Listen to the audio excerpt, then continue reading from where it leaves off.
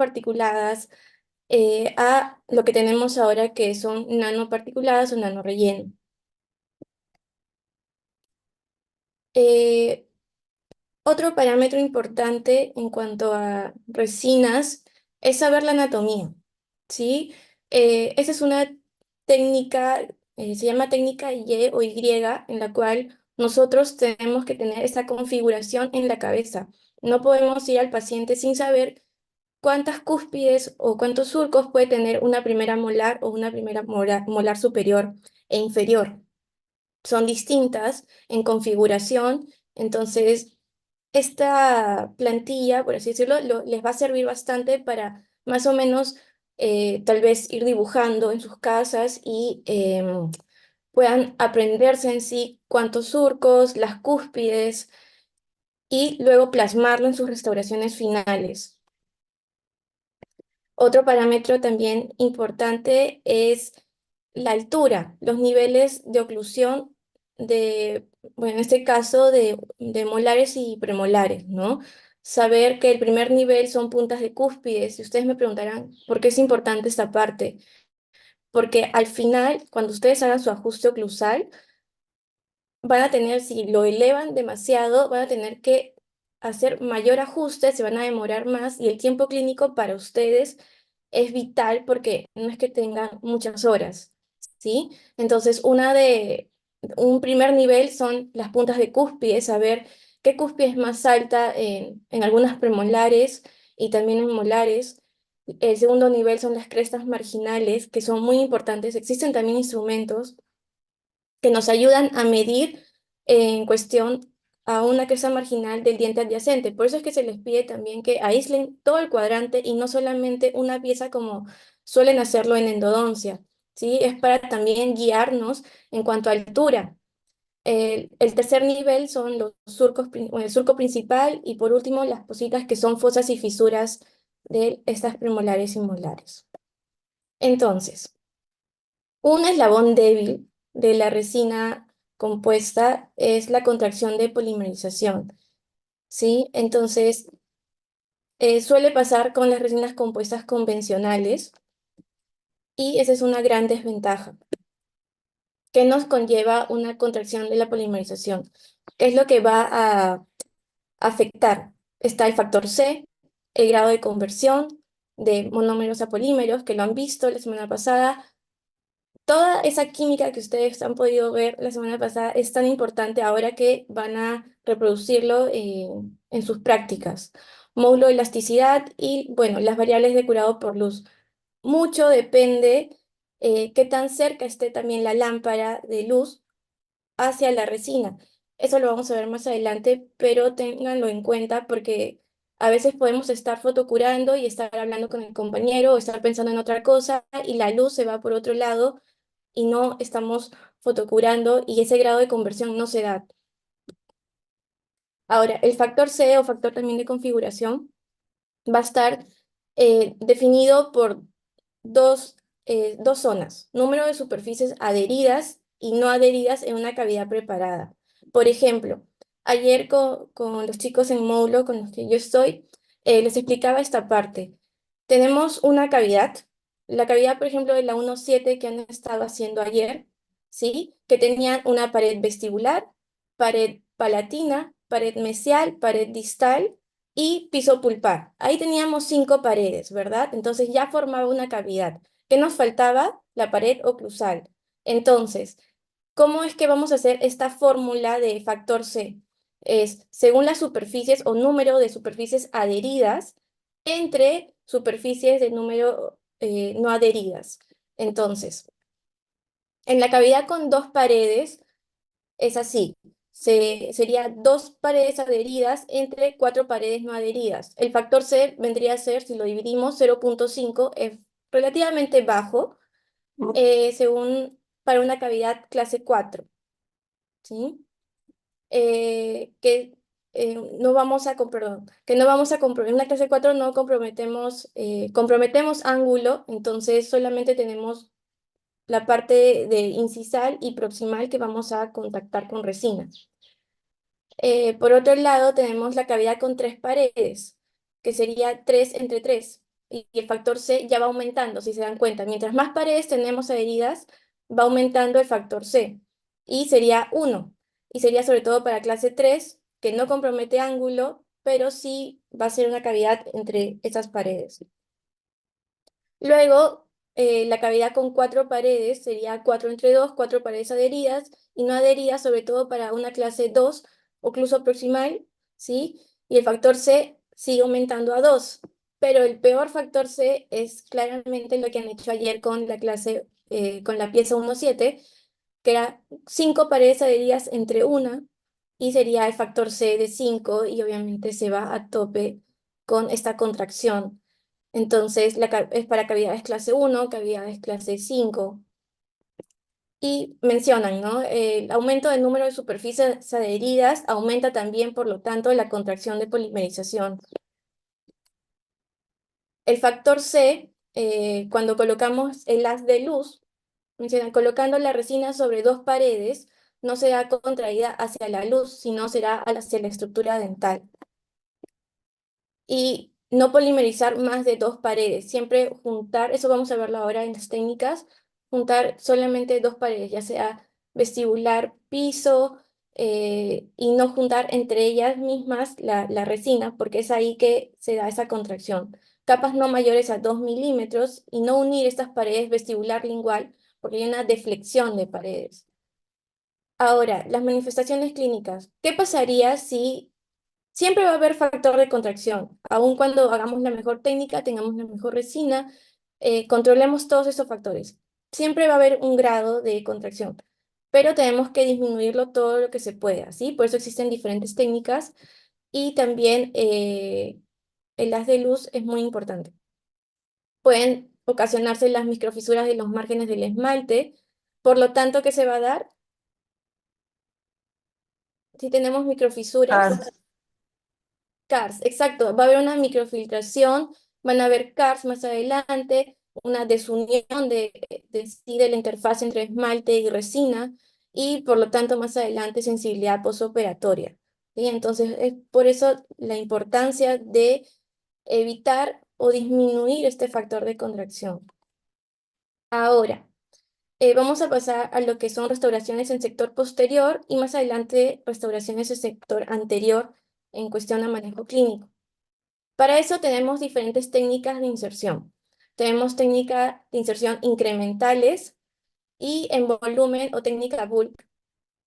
En las incrementales tenemos horizontal y oblicuas sí se dividen en convencional, en cúspides sucesivas y split, que es dividida. Entonces, en la técnica incremental horizontal, aquí vamos a colocar la resina, como su propio nombre lo dice, de manera horizontal. Pero mencionan que se realiza la estratificación de ocluso gingival menor a 2 milímetros de espesor de resina. Acuérdense que en estas técnicas vamos a usar el espesor de resina menos a 2 milímetros. ¿Sí? Por eso tienen que, cuando lo retienen del tubo, es algo muy poquito de resina. Solo está indicado para pequeñas restauraciones, o sea, cavidades muy pequeñas, es esta técnica. ¿Por qué? Porque aumenta el factor C. Si bien es una técnica que está preparada o hecha para disminuir ese factor, aún así lo aumenta porque todas son capas horizontales de vestibular lingual o vestibular palatino. Entonces eso tenemos que eh, disminuirlo o nuestras capas tienen que ser muy delgadas. Otra técnica, que es una de las más usadas, y ustedes también lo van a usar bastante ahora en clínica, es la técnica incremental oblicua, que es un incremento en forma de cuña para evitar la deformación de las paredes de la preparación. ¿Cómo es que va esta técnica? Va de una pared lingual, podríamos decirlo, hacia el piso, y luego viene otra encima, desde vestibular, o sea, desde el frente tocando ligeramente esta resina. Y así vamos formando en cuñas esta posición de la resina. Disminuye el factor de contracción porque no estamos contactando de una pared a otro extremo y máximo estamos tocando dos paredes, pero implica mayor tiempo clínico porque claramente demora hacer esto. Luego de eso, en esta técnica mencionan que la polimerización se inicia primero desde las paredes de la preparación y luego desde la superficie oclusal, porque cada colocación que estamos haciendo de resina vamos fotocurando. No es que vamos, o sea, no es que colocamos todas las cuñas de resina y luego al final fotocuramos. No, es una por una, es capa por capa. Esta técnica menciona que dirige los vectores de polimerización hacia la superficie adhesiva y mencionan que es una polimerización indirecta, ¿sí? Porque va directamente como a las paredes donde ya hemos colocado el adhesivo. Otra técnica oblicua es la técnica de construcción de cúspides sucesivas.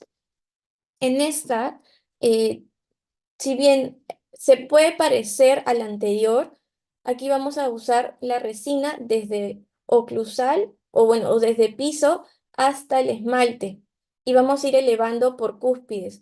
Pero aquí ustedes tienen que hacerlo si van a empezar de vestibular, por ejemplo, de mesio vestibular en una cavidad, viéndolo de esta manera en esta foto.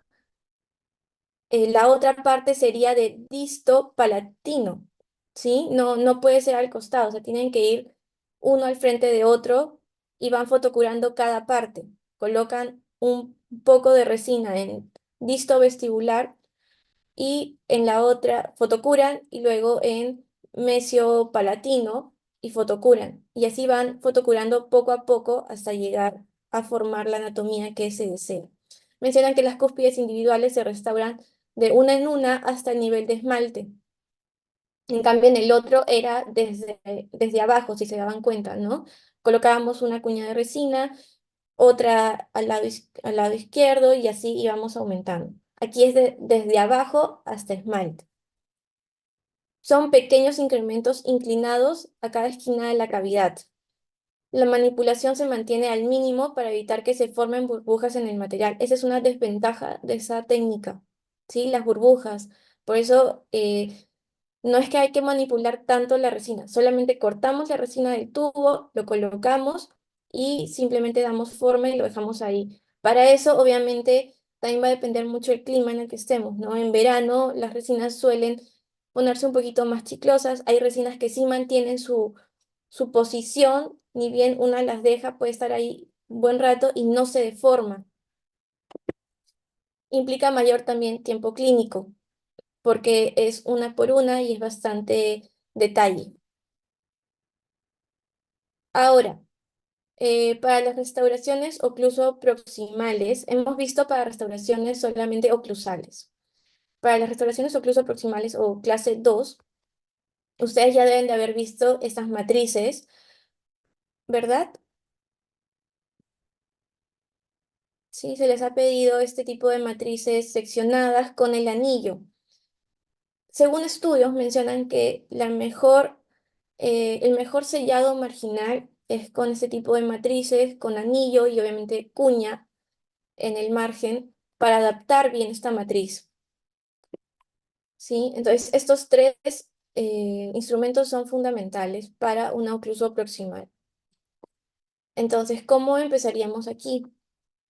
Claramente colocamos la matriz, vemos que sea para molar, si es para premolar también hay más pequeñas, y si es que es un poquito más nuestra restauración en proximal, perdón, nuestra preparación en proximal es un poquito más hacia cervical, también hay otras matrices en forma de T.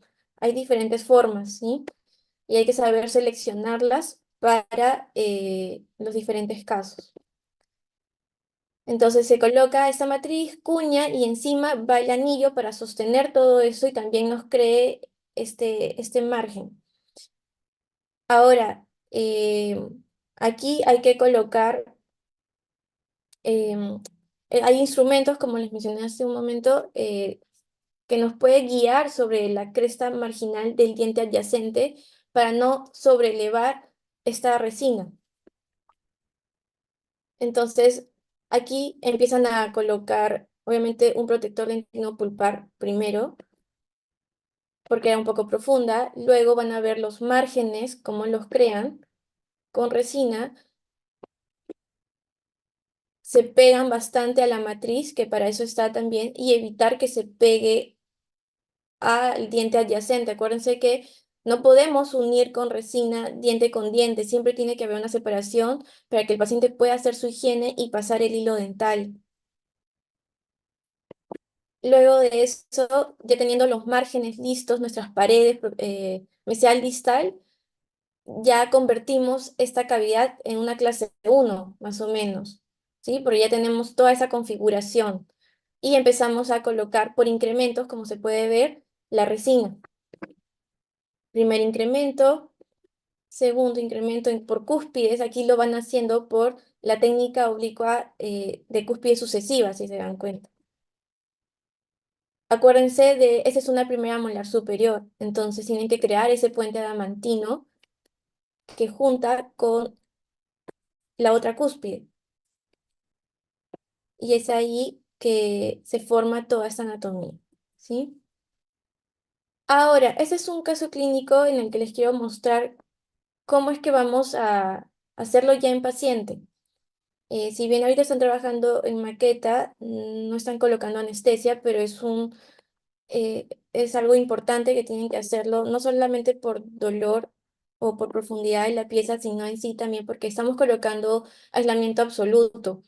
Entonces, este aislamiento con el clamp sí genera incomodidad en el paciente, sobre todo presión.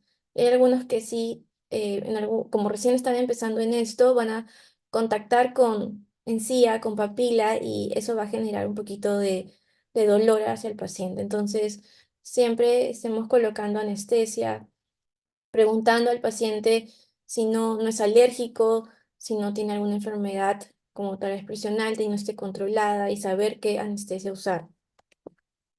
Ahora, empezamos con nuestros pasos previos que lo hemos estado haciendo con el Fantoma. La limpieza de la superficie es muy importante, así hayan hecho su profilaxis hace una semana, tienen que hacer la limpieza de la superficie porque a veces el paciente no se cepilla, hay placa y no podemos hacer una restauración sobre esto. Luego la anestesia, como les mencionaba, es importante que lo coloquen previo, que esté bien colocada para que los deje trabajar también ustedes tranquilos y no estén estresados en ese momento, porque colocarlo después del aislamiento es retirar el dique, tratar de ver dónde está y colocarlo, entonces es más complicado. El color, sé que ahorita no lo están haciendo tanto, bueno, tal vez porque son el sector posterior, pero en algún momento van a estar haciendo sector anterior y el color es lo más importante aquí. Tenemos que tomar el color antes de aislar, ¿sí? Antes de aislar, colocamos como unas bolitas de resina, viendo más o menos qué color puede ser para el paciente, si es una 2 una 3 y lo colocamos sobre la superficie del diente, un central, por ejemplo, para sus clases 4 3 que van a ver más adelante. Eh, y una cosa es colocar la resina sin fotocurar y van a ver el cambio de color que se da después de fotocurar. Entonces, sin colocar adhesivo, solamente sobre la superficie limpia del diente, colocan una bolita de resina, la aplastan, ven que pueden comparar con 2 o 3 tonos y fotocuran. Y ahí recién toman la decisión de qué color de resina o qué tonalidad van a usar, ¿sí? El aislamiento absoluto, importantísimo, chicos. Nos ayuda a mejorar la visión del campo operatorio, no nos cansa tanto la vista, porque definitivamente nosotros tenemos que usar todo nuestro cuerpo para poder en sí trabajar. Tenemos que usar los ojos, las manos, pies, estar sincronizados, ¿sí? Retraen y protegen los tejidos blandos, evitan contratiempos iatrogénicos porque tienen que colocarle a su clan hilo, hilo dental, ¿verdad? Para evitar que el paciente en algún momento, un accidente, se lo pase y de esa manera jalarlo. Entonces, de alguna manera nos ayuda también con el instrumental. Ahora que están haciendo endodoncias, en endo es vital que usen aislamiento absoluto, se les puede pasar una lima, entonces por eso mismo el aislamiento nos soluciona la vida, mejora la calidad y cantidad de procedimientos restauradores. Y sobre todo para restauradora es también vital por el hecho de que estamos haciendo adhesión, ¿sí? Entonces la adhesión con la cavidad húmeda de la boca no van de la mano. Entonces, tiene que eso estar relativamente seco.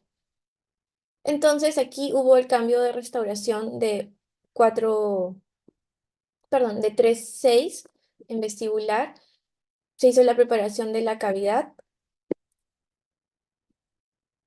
Y para eso, importante, ayer, por ejemplo, en su pieza 1-4, llegaron muchos a exponer pulpa, ¿verdad? Era bastante amplia esa CARS. Entonces, la protección de tino pulpar es también parte de una restauración, porque tenemos que saber qué tipo de material vamos a usar. Si obviamente ya estamos exponiendo, ya no solo sería un ionómero, ya sería un hidróxido de calcio, pero eso lo vamos a ver en otra clase.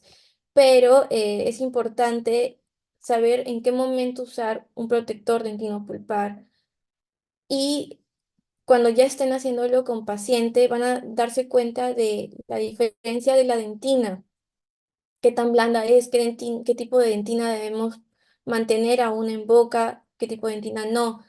¿Cuál mantenemos? ¿La dentina afectada o infectada?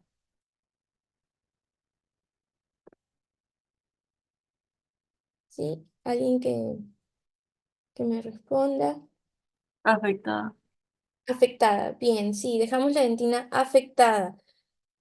La dentina infectada sí tenemos que retirarla de todas las paredes y la afectada sí podría quedar en el piso pulpar porque hay una manera de que esto irrigue, aún nutra, y si es que colocamos un protector dentino pulpar, eso se puede remineralizar.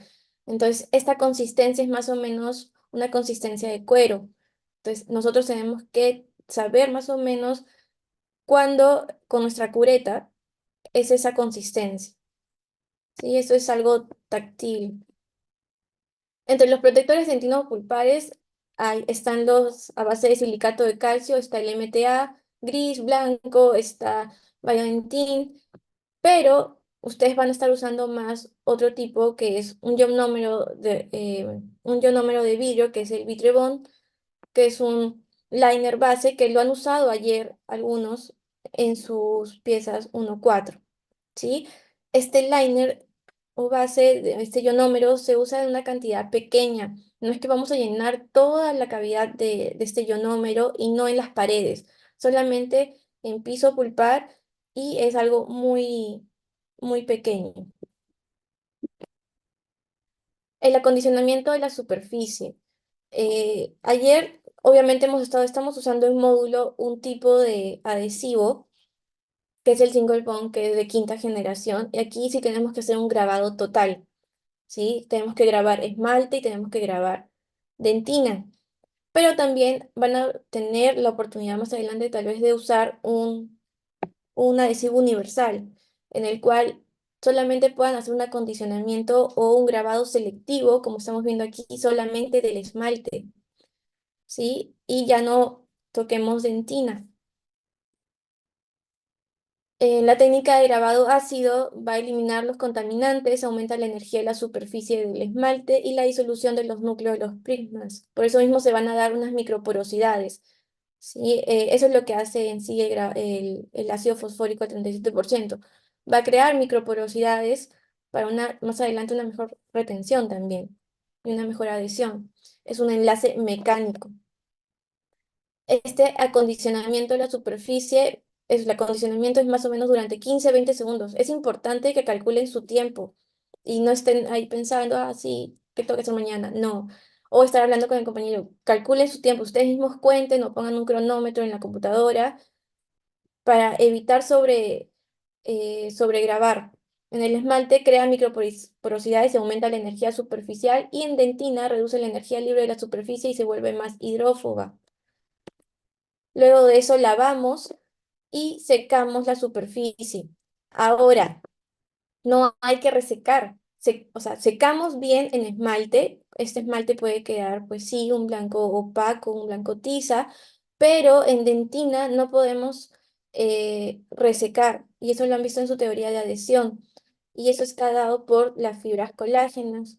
La deshidratación excesiva provocaría un colapso de estas fibras colágenas y ya no nos permitiría una buena adhesión.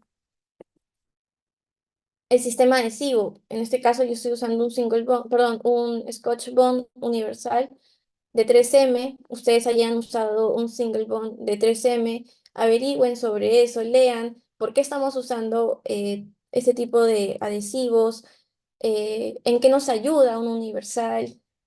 Ayer sentí, y eso me ha pasado también, que hacen todo muy mecanizado, ¿no? Simplemente, ya, ácido adhesivo resina. Y no se lo aprendan así, no siempre va a ser así, porque como en la 1.4 han tenido que colocar también un protector dentinopulpar. Entonces, ahí también tenemos que evitar que el ácido toque este ionómero.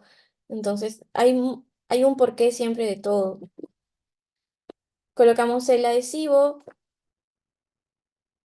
Este adhesivo universal, por ejemplo, les voy dando un alcance de esto, tiene una molécula, bueno, un monómero funcional que es el 10-MDP, que provoca una unión química con los iones de calcio de la hidroxiapatita.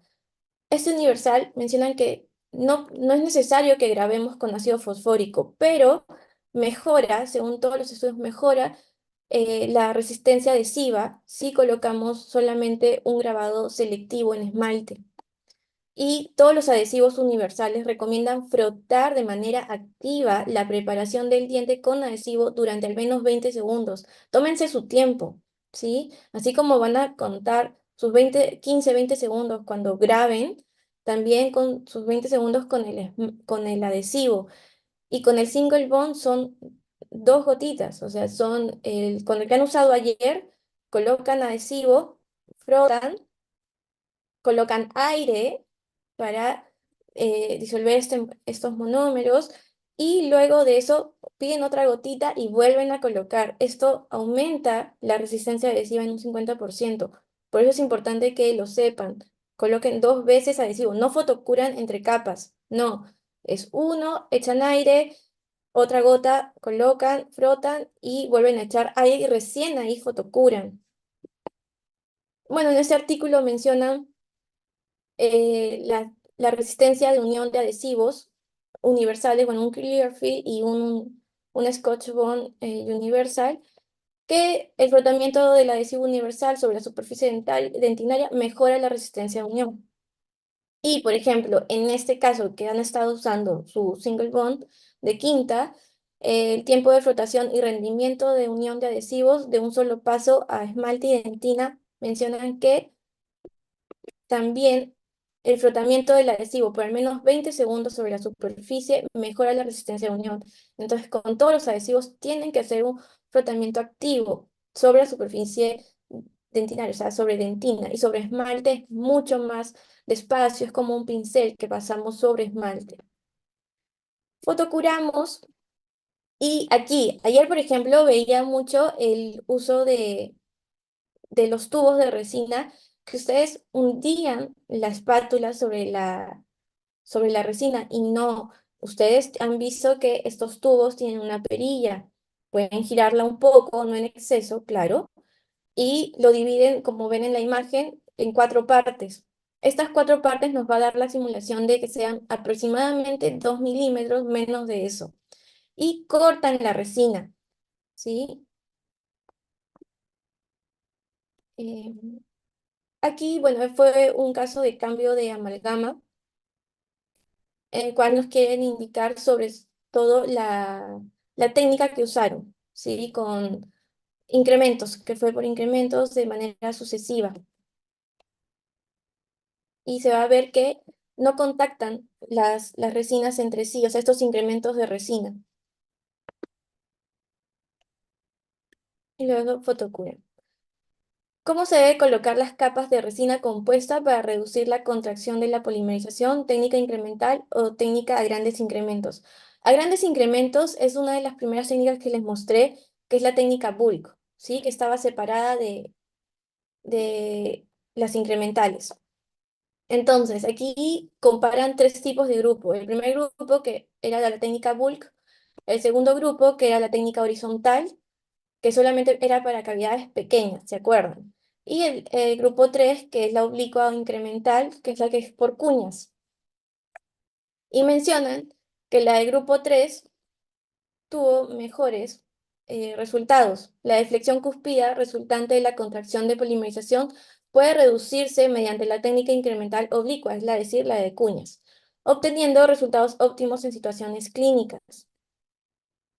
De esta manera colocamos resina y listo. Viene la fotoactivación, que es también un paso importantísimo en sus restauraciones. La intensidad de luz insatisfactoria puede causar varios factores. La contaminación de la guía de luz, si es que su punta activa, si la fibra óptica tiene tal vez por el uso pedacitos de resina, ya sea opacado, entonces ahí también esa intensidad baja y por lo tanto nuestra conversión de monómeros a polímeros también. El daño de haz de fibra óptica, salida de luz reducida después de las esterilizaciones repetidas y la disminución de la energía de la batería. Si nuestra batería, hay algunas que son inalámbricas, está baja, también se ve afectada la intensidad de luz. Entonces, la intensidad mínima de luz requerida para la polimerización de 2 milímetros de resina compuesta aproximadamente es de 400 miliwatts centímetros al cuadrado por 40 segundos. Y me faltó. Si pueden ver aquí, estamos viendo la lámpara paralela o perpendicular a la molar, ¿sí? Entonces, bueno, o la restauración que estamos colocando. Siempre traten de colocarla de esa manera, o sea, muy cerca y manteniéndola ahí por esos 40 segundos que están colocando la lámpara. Ahora, ayer se han dado cuenta que también la lámpara calienta. Si la ponen sobre su mano y activan, se van a dar cuenta que les calienta y quema. Bueno, así también va a quemar al diente. Entonces, eh, una solución es usar la jeringa triple y mientras estamos fotoactivando, fotocurando, coloquen un poquito de aire, ¿sí? Para evitar este sobrecalentamiento. El ajuste oclusal es muy diferente al pulido, ¿sí? El ajuste oclusal, ayer sentí que lo estaban confundiendo. Contribuye a eliminar las interferencias oclusales que pueden encontrarse en las excursiones laterales localizadas durante el ciclo de la masticación. Vamos a usar papel articular. Ese papel nos va a marcar dónde puede estar un poco alto, por eso es importante los niveles de oclusión que les explicaba al principio. No excedernos de la altura para que en esta parte nos dificulte o nos demore. El acabado y pulido. El acabado es un recontorneado o eliminación de excesos en una restauración para obtener una anatomía ideal. Puede ser que nos haya quedado excesos y queramos mejorar cierta parte de la anatomía. Aquí lo hacemos con fresa, podríamos mejorarlo en el acabado. Y el pulido sí es con sistemas de cauchos de pulido. Hay varios sistemas dependiendo si tienen espérenme, Juan Fernando, sí. Doctor, una consulta. Ayer cuando estábamos haciendo resinas en clínica, yo puse tres resinas y una de mis resinas se puso negra. Y yo lo puse en todo momento, mi resina estaba en el guante, o sea, no tenía contacto con otra superficie. No entiendo por qué ese cambió de color. Y la doctora me dijo que lo lo he pulido todo y se quitó un poco el color, pero igual estaba ya pigmentado. ¿Lo manipulaste con el guante? Sí, sí, todo con el guante. Claro, ahí también tenemos esa dificultad. Bueno, si es que ha sido de esa manera, Juan Fernando, por ejemplo, nosotros estamos usando guantes con un poco de talco, si es que son los de diagnóstico. Entonces, este talco también hay una interferencia también con la adhesión de propiamente de la resina. Entonces, si lo estamos manipulando, hay pequeñas partículas que quedan en nuestro guante que puedan, si es que lo estamos haciendo como una bolita, puedan hacer que esta resina se pigmente. Ahora, que se haya pigmentado tan rápido, con algo debe haber contactado, o tus cauchos cuando has hecho el pulido, tal vez ahí también hayan estado tal vez contaminados y hayan manchado la resina. Sí, no, pero normalmente la resina no cambia tan rápido de color. Claro, si no está pulida en el tiempo sí cambia, pero inmediato no. Entonces yo creo que con algo se ha contaminado. ¿Sí? Eh, Gracias, bueno, doctora. ok, Juan Fernando. En el pulido. va a depender, como les decía, de los diferentes sistemas de cauchos que ustedes tengan. Eh, para eso, si es de un paso, como los Enhance, si es de tres pasos, como eh, los de Ultradent, que son muy buenos, entonces tienen que saber qué tipo de marca están usando, como los de Eevee, que también son de tres pasos. Tienen que saber cuál es el primer, segundo y tercer paso, ¿no? Porque eso se diferencia pues por colores. Eevee me parece que es plomo, em, rosado y... No, el rosado es el último. El plomo, verde y rosado me parece que es. En Ultraden son verde oscuro, un verde limón y amarillo. Los Enhancy vienen solamente en color blanco y es de un paso, pero también son muy buenos. Entonces, tienen que saber cómo usar su sistema de pulidores.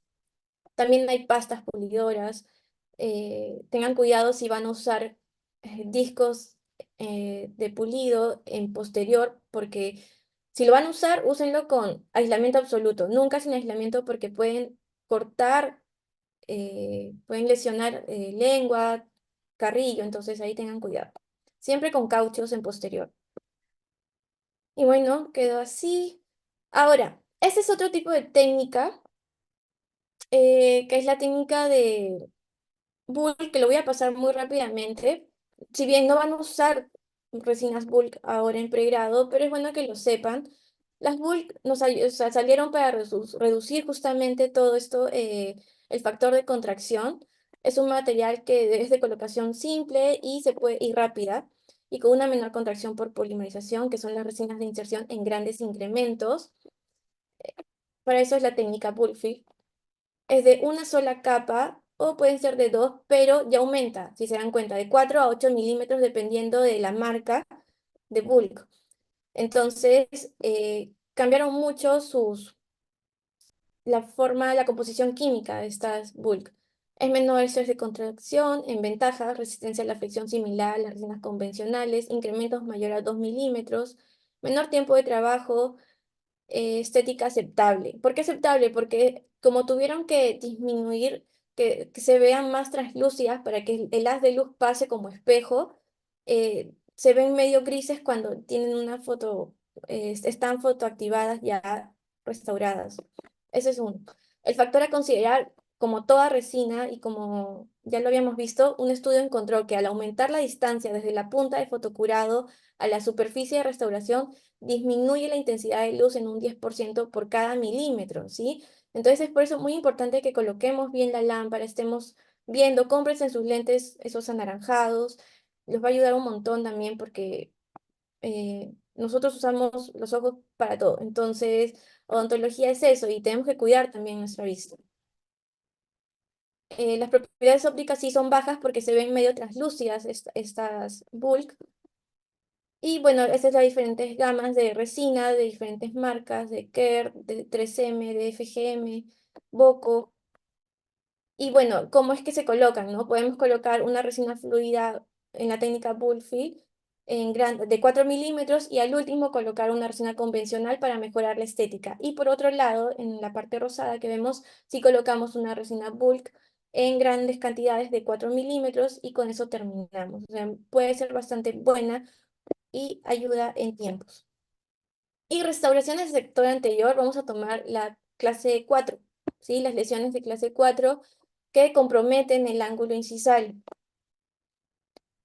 Aquí va a depender, según el tipo involucrado, tejido, por ejemplo, el esmalte dentina cemento, si es que ya es muy amplia, eh, puede o no involucrar la pulpa sin exponerla. Aquí, sobre todo, los pacientes, uno, o ya van a venir con restauraciones previas que ya estén en mal estado, dos, caídas, o sea, fracturas de estos ángulos, entonces no hay necesidad de hacer preparación o una apertura.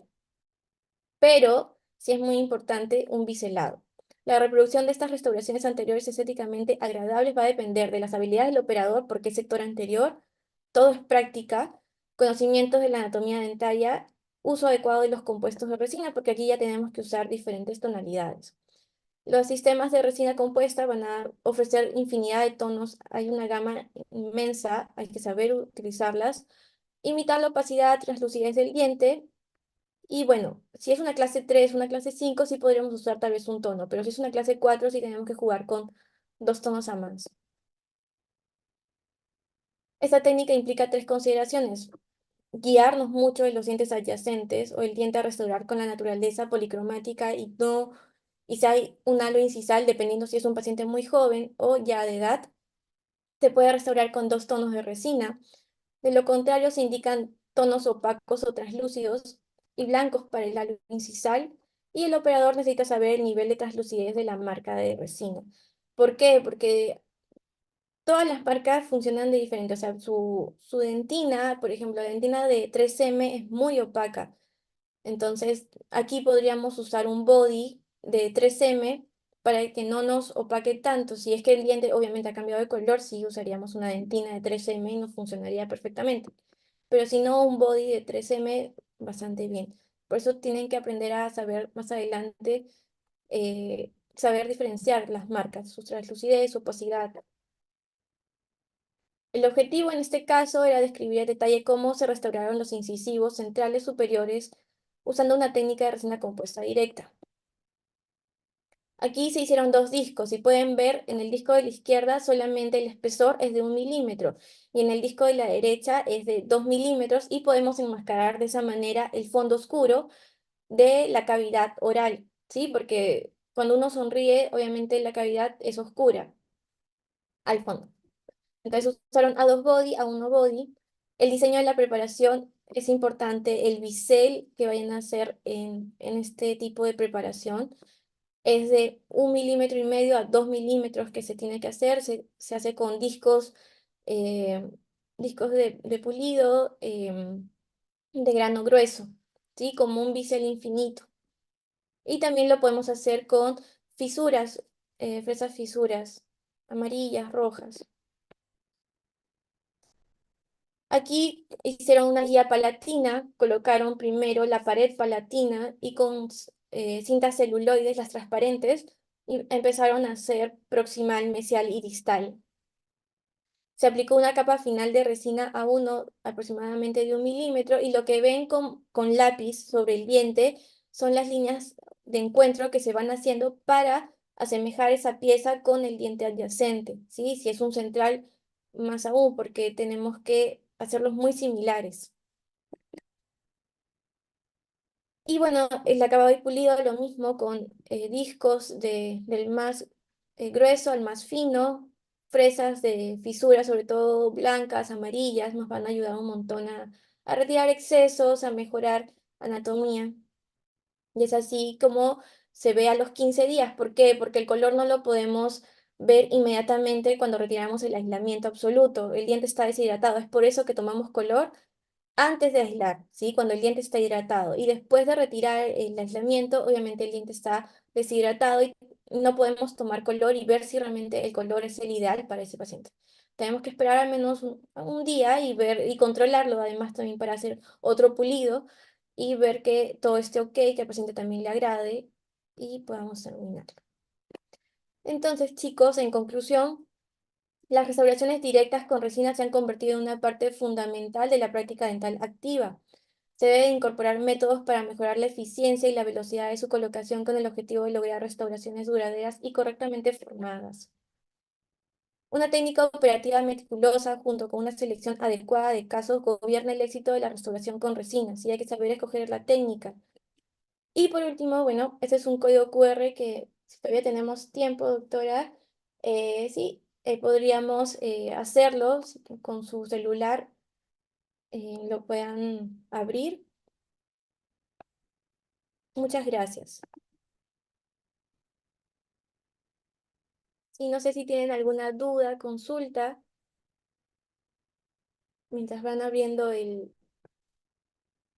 código.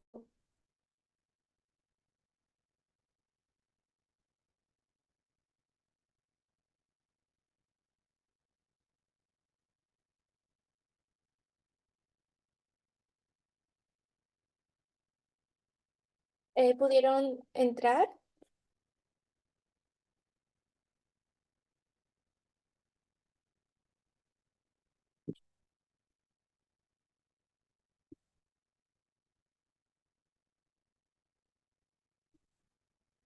No me permite, doctora. Ay, qué extraño, a ver, vamos a ver. Mm, bueno, hay muchos instrumentos, Luis Joaquín, espejo. Hay muchos instrumentos que podemos usar. Uno que es plano, se les ha pedido uno de Hugh Freedy que era plano, la mayoría van a ver que son de Hugh Freedy. Ahora hay una gama inmensa de espátulas de resina, entonces hay que ver bien otros que son en forma de, ¿cómo decirlo? Como unos triangulitos para formar las cúspides, los surcos, dar forma de esa manera. Entonces, sí, igual cualquier cosa, chicos, yo soy en módulo 3 5 a veces yo llevo mis espátulas, les puedo mostrar. Entonces, cualquier duda pueden buscarme en esos dos módulos.